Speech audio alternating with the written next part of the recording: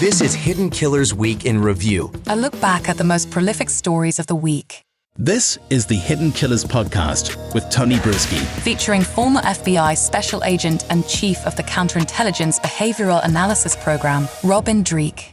Sean Diddy Combs, he is behind bars and very likely will be probably for the rest of his life. If what the feds say are true, it's not looking good for his future. Joining me to discuss, Robin Dreeke, retired FBI Special Agent, Chief of the Counterintelligence Behavioral Analysis Program, and author of the brand new book that's out, Unbreakable Alliances. It will be out soon, actually, but you can pre-order it right now on Amazon or wherever you get books. We knew it was going to come. We knew it was going to happen.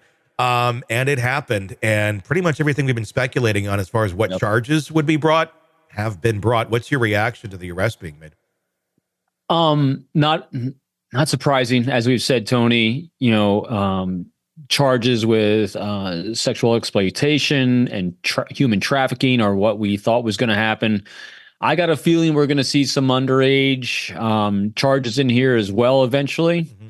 And two things that really struck me. One, it didn't surprise me that he wasn't granted parole as of this. Yeah, and I thought it's funny. I don't cover this angle of it generally. It's the human behavior side, but I was curious as to reason why. And I thought there was going to be a risk of flight because he's got money to go anywhere and he's got resources all over the world. But that wasn't it.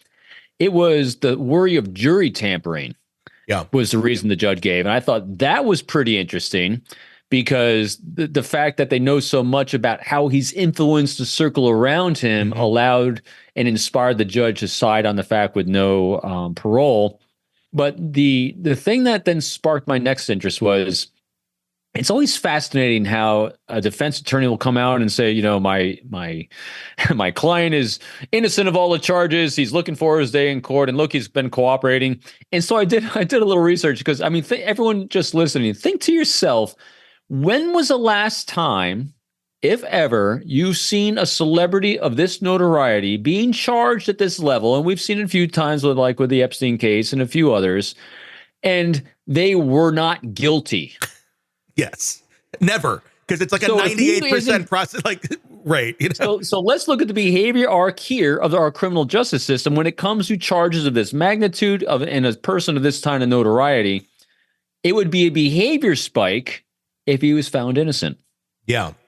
Very much because it just doesn't happen. So, how can a defense attorney maintain a straight face? He's going to be exonerated of all charges.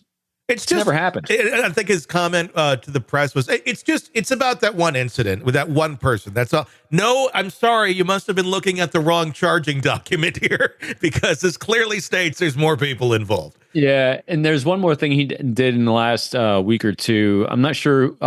So he didn't show up to one of the hearings with, I can't remember exactly which one it was. Yeah.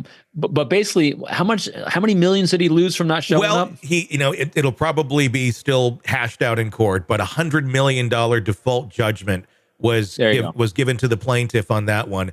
And that's one where, it's a bit questionable. That guy has a bit of a track record of lying, and he's in prison right now, actually. Mm-hmm. But again, what he describes is par for the course with Diddy. It could be true. Who knows? But I'm sure that'll still be hashed out a bit more. But if it stands, that's quite a bit of money in a civil judgment. So here's Robin Dreeke's take on that, because I wasn't looking at it from that angle. I'm looking at, so what would inspire someone to not show up and lose $100 million? It's the fact that it doesn't mean anything to him.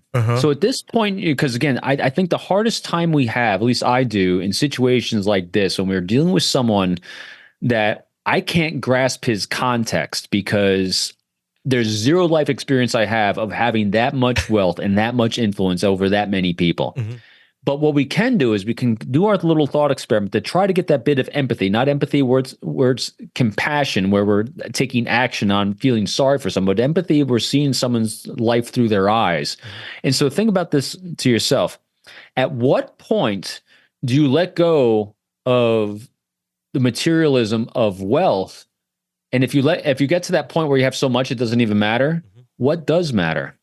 It's his reputation. That's all that's left to him right now. And so that's why I think he is probably, again, here's my conjecture projecting on him, which is such a bad thing to do, but I'll do it anyway. You reach a point in your life, I think, where he's achieved so much. The dopamine hits in his brain has been so much and so frequent that there's no more rush for him. I mean, there's no more. What else do you do in life except try to live, get out of this maybe? And that's why money doesn't even matter. I mean, all right, true crime addicts, let's cut the crap. You're knee-deep in the gory details of your favorite podcast when suddenly a commercial hits like a bad meal. Seriously? You deserve better. Upgrade to True Crime Today Premium Plus on Apple Podcasts, where you can binge without those annoying ads. Plus, get extended interviews that go deeper into the darkness and early access to episodes so you can be the first to know. It's like trading up from fast food to fine dining, but with more blood. So, go ahead. Search for True Crime Today Premium Plus on Apple Podcasts. Subscribe and feast on the good stuff.